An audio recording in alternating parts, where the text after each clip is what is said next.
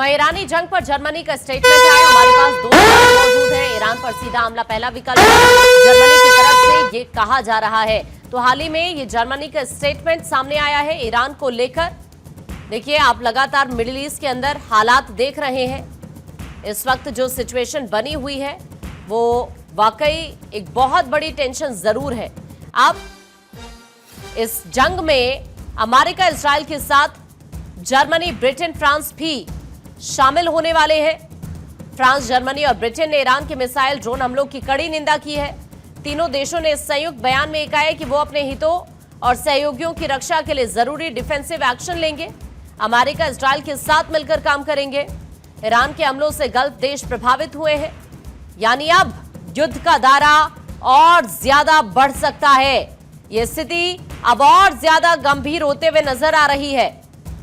France, Germany और Britain ने एक संयुक्त स्टेटमेंट जारी किया है और कहा है कि वो अपने हित और सहयोगियों की रक्षा के लिए जरूरी डिफेंसिव एक्शन लेंगे। ईरान की मिसाइल और ड्रोन क्षमता को स्रोत से ही नष्ट करने के लिए कदम भी उठा।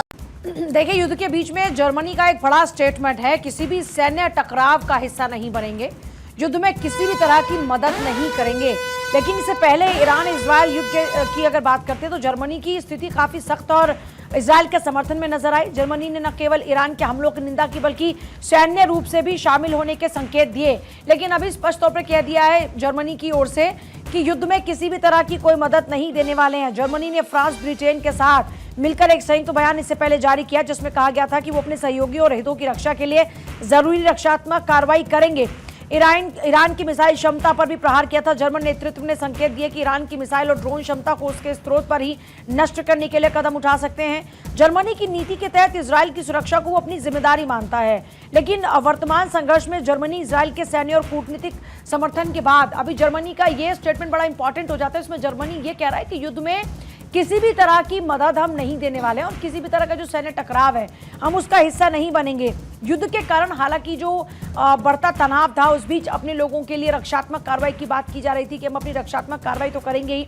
इसके साथ जर्मनी ने ईरान के परमाणु महत्वाकांक्षाओं और उसके मिसाइल हमलों की कड़ी निंदा भी की और आलोचना की। इस क्षेत्रीय स्थिरता के लिए खतरा भी बताया था कि ये जो अभी ईरान की ओर से किया जा रहा है ये जो क्षेत्रीय स्थिरता है उसके लिए खतरा भी है। लेकिन अभी तक अगर हम देखें तो पहले ये माना जा रहा था कि यूरोपियन यूनियन की जो कंट्रीज हैं वो इसमें साथ दे सकती हैं। कर्नल टीबी त्यागी हमारे साथ में इस वक्त रक्षा विशेषज्ञ।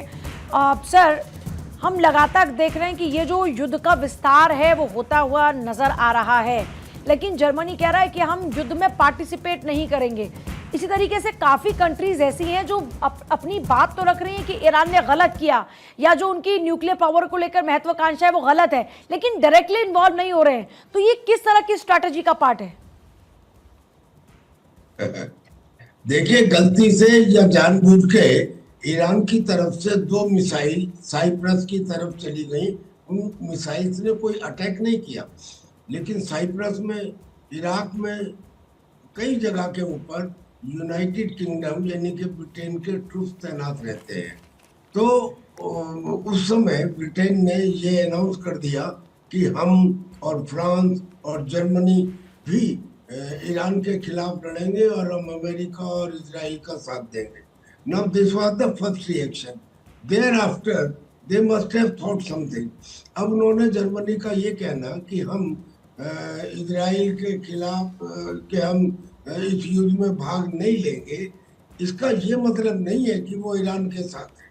ईरान को तो ईरान एक ऑक्टोपस है और ऑक्टोपस का मतलब ये कि उसके बहुत सारी आतंकी प्रॉक्सीज हैं, जैसे हिजबुल्लाह, हमास, हुती, कतैब हिजबुल्लाह, अल-बदर, और इन सब की वजह से मिडिल ईस्ट की कंट्रीज में पिछले इतने सालों से अशांति रही है।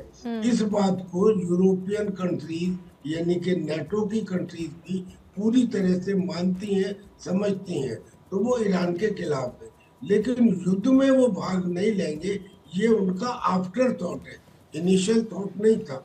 आफ्टर थॉट शायद इसलिए होगा कि इसमें कुछ चीज़ें छुपी हुई होती हैं।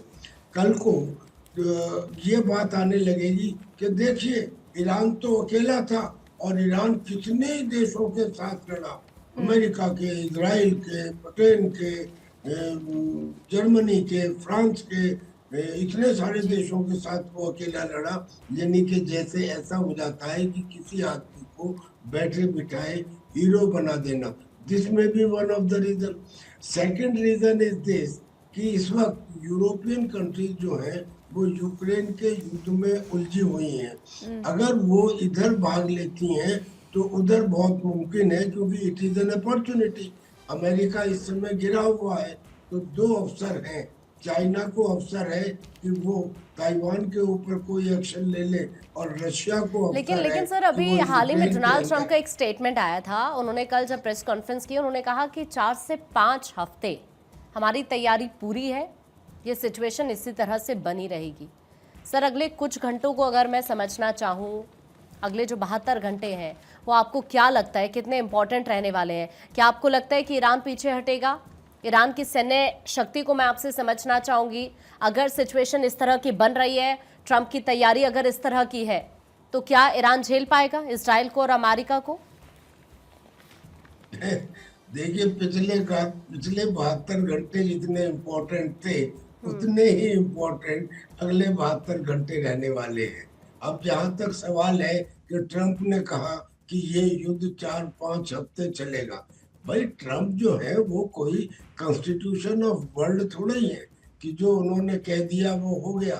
आईआरजीसी के एक कमांडर ने कुछ पहले, आईआरजीसी मतलब इरानियन रेवोल्यूशनरी गार्ड कोर, उसके कमांडर ने ये कहा था कि हमारे यहाँ 90 से ज्यादा 90 से ज्यादा मिसाइल अड्डे हैं, और हमारे 6 शहर ऐसे हैं जिनके नीचे मिसाइल सिटीज हैं, और हमने एक ऐसा स्ट्रेट ऑफ हॉर्मुज के पास ठिकाना बनाया है जहां न केवल मिसाइल हैं बल्कि रनवे भी है, और हमारे एयरक्राफ्ट भी वहां से टेक ऑफ कर सकते हैं।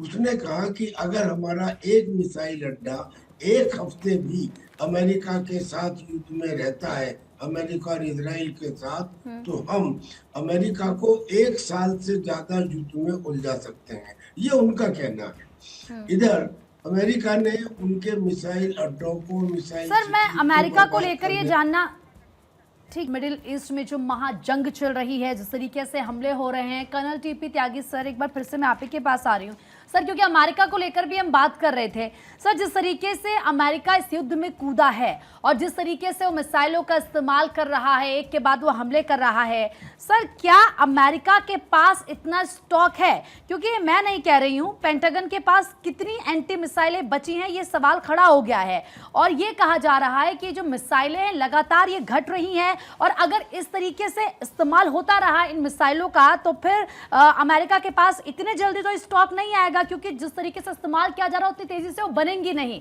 तो आगे के लिए अगर चीन और उत्तर कोरिया का भी डर है तो फिर क्या होगा? क्या अमेरिका के पास है इतना स्टॉक सर कि वो लंबा युद्ध कर सके? देखिए, अमेरिका इस युद्ध में कूदा नहीं है। अमेरिका ने ये युद्ध शुरू किया है। अमेरिका ने भी और इजराइल ने भी, इन्होंने ये युद्ध शुरू किया है। और युद्ध शुरू करने से पहले एक चीज जो सबसे ज्यादा चेक की जाती है उसे कहते हैं वार वेस्टेज रिजर्व, WWR। उन्होंने अपने वार वेस्टेज रिजर्व का अंदाजा लगाया होगा और एक कॉम्बिनेशन का अंदाजा लगाया होगा। यानी कि ये जरूरी नहीं है कि आप केवल मिसाइल का इस्तेमाल करें, आप बॉम्ब का इस्तेमाल करें। जो अमेरिका के पास बॉम्ब है, आप अभी तक जो युद्ध हुआ है ईरान में, उसमें करीब करीब हर घंटे 4 बॉम्ब 131 सिटीज ईरान में डाले गए हैं। मिसाइलें डाली गई हैं, 131 बॉम्ब डाले गए हैं, और उन बॉम्ब का वजन 1 टन से ज्यादा है। तो अमेरिका को बहुत ज्यादा मिसाइल की आवश्यकता ही नहीं है। उसके पास जो वो बम है, आपने बड़ा फेमस नाम सुना होगा GBU-57, जिसे B-2 बम्बर से डाला गया था, जो 13 टन का है। और लास्ट टाइम जब 12 दिन का युद्ध हुआ था, उस समय इस्फहान, फोर्दो और नतांज, ये तीनों जो न्यूक्लियर बेस थे, जब इन पर वो बम डाले गए तो बताया गया कि जी उनसे नुकसान तो हुआ पर वो पूरी तरह नष्ट नहीं हुए। आदमी अपनी पुरानी की हुई गलतियों से सीखता है। शायद आने वाले समय में अब वो बॉम्ब सक्सेशन में डाले जाएंगे, ठीक है। यानी कि एक के बाद एक, और उनके पास है, तो ये कोई बड़ी प्रॉब्लम नहीं है। और अगर ये प्रॉब्लम होती भी है तो उसमें अमेरिका के जो एलाइज हैं, आज की तारीख में ईरान ने उन ठीक है सब सर, देशों वापस आपके को पास जो लौटते हैं। अब इस तक वक्त हमारे साथ पवन चौरसिया, विदेश मामलों के जानकार भी हमारे साथ जुड़ चुके हैं। और सर, आपके पास आते हुए, स्ट्रेट ऑफ हॉर्मुज जहां से जहाजों की आवाजाही बंद और यहां से दुनिया का 20% तेल सप्लाई होता है, और इसी का डर था कि अगर ऐसा होता है तो बाजार में आप समझिए कि महंगाई बढ़ेगी और जंग के बीच बाजार में हाहाकार मचा हुआ है। क्या अब इस फैसले के बाद, क्योंकि ईरान की तरफ से यह साफ कह दिया गया है कि अगर यहां से कोई भी जहाज गुजरता है तो उसे आग लगा दिया जाएगा, अब आगे क्या होता नजर आ रहा है? ईरान का पूरा जो पर्पस है इस युद्ध में, उसको ये पता है कि मिलिट्री सुपीरियरिटी तो उसके पास नहीं है, और लगभग 4 दशक से उसके ऊपर सैंक्शंस लगे हुए हैं, जिस कारण से उसके पास ना तो मतलब एयर फोर्सेस का कोई बहुत अच्छा जखीरा है या कुछ भी ऐसा है जो अमेरिका जैसी महाशक्ति के सामने टिक पाए, और इसराइल जैसी शक्ति का तो कहना ही क्या है। बट पॉइंट इज कि इसराइल का इस सॉरी ईरान का इस पूरे युद्ध में मैंडेट ये है, it wants to escalate the cost of the war. मतलब उसको ये पता है कि हम कभी जीत नहीं सकते, तो क्या कर सकते हैं इसमें कि हम इसको युद्ध को इतना महंगा बना दें कि बाकी देश एक दबाव डालें अमेरिका पर कि वो जल्दी से जल्दी इसको लेकर के सीज़फायर करे। और जब मैं यहाँ पर कॉस्ट ऑफ वॉर की बात करता हूँ तो मैं इकोनॉमिक कॉस्ट और इसका पॉलिटिकल कॉस्ट, मैं दोनों की बात कर रहा हूँ। क्योंकि देखिए, अब इसराइल से लड़ने के लिए या फिर अमेरिका से लड़ने के लिए वेपन्स नहीं होने के कारण ईरान को पता है वो ज्यादा दिन नहीं टिक पाएगा। इसीलिए स्ट्रेट ऑफ हॉर्मुज को, जो कि इस वर्ल्ड का स्ट्रेटेजिक चोक पॉइंट माना जाता है, उसको ब्लॉकेट करने से ईरान को पता है कि इससे क्या होगा कि वैश्विक अर्थव्यवस्था डगमगाने लगेगी, क्योंकि बहुत देशों की जो आपके एनर्जी सिक्योरिटी है उसके ऊपर बहुत बड़ा दबाव पड़ेगा। इसीलिए वो इसको चेक पॉइंट को रोकने के लिए सारे प्रयास करेगा। लेकिन ईरान की तरफ से जो ये दबाव बनाने की कोशिश की गई, क्या इससे इजराइल और अमेरिका पीछे हट सकता है? देखिए, ये कोई इमीडिएट इफेक्ट नहीं होता कि आपने आज स्ट्रेट ऑफ हॉर्मुज ब्लॉक किया तो कल ही सीज फायर हो जाएगा। लेकिन क्या है कि आप अपने जब इस तरह की वॉर्स होती हैं, कन्वेंशनल वॉर्स होती हैं, तो you just try to put all your options. तो इसमें क्या किया गया है कि देखने की कोशिश की गई कि अगर हॉर्मुज में मान लीजिए दबाव पड़ता है, जैसे स्ट्रेट ऑफ हॉर्मुज से कई बार उसमें कॉस्ट बढ़ जाएगा आपके ट्रांसपोर्टेशन का, तो क्या होगा कि अमेरिका में या फिर अमेरिका के जो एलाइज हैं और बाकी देश वो कहीं ना कहीं प्रेशराइज करेंगे कि किस तरह के सीज फायर लाया जाए।